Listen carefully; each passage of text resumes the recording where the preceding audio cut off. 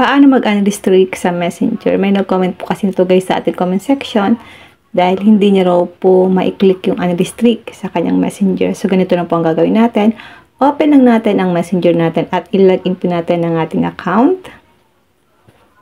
Dito guys, hanap lang ako dito na i-restrict ko para maipakita ko po sa inyo kung paano mag-unrestrict. Halimbawa ito, ilong press lang natin. Tap lang natin ang restrict. So, mawawala yan guys sa ating chat list. Saan po ba natin makikita yung mga na-restrict natin at paano po ba ito i-unrestrict. Tap lang natin ang 3 lines. Tap settings icon.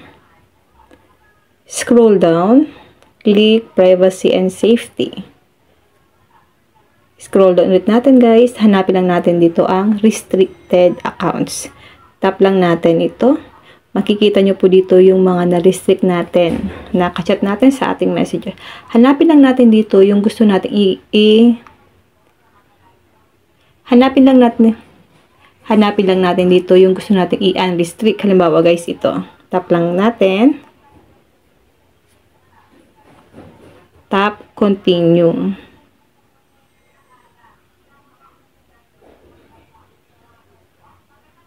Tap unrestrict.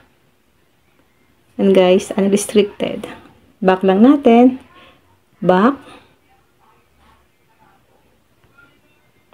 So, ayan guys, nawala po siya sa ating restricted accounts. Back lang natin. Mapupunta na po siya sa ating chat list. Back lang natin. Back. Tap lang natin ang chat sa baba.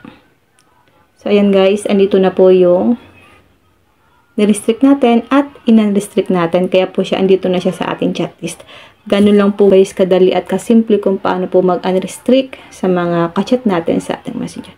Yun lang guys, sana po may natutunan kayo sa aking video. Huwag nyo lang po kalimutan na i-follow ako at i-share ang ating video para malaman din po ng iba kung paano mag-unrestrict ng kachat natin sa messenger.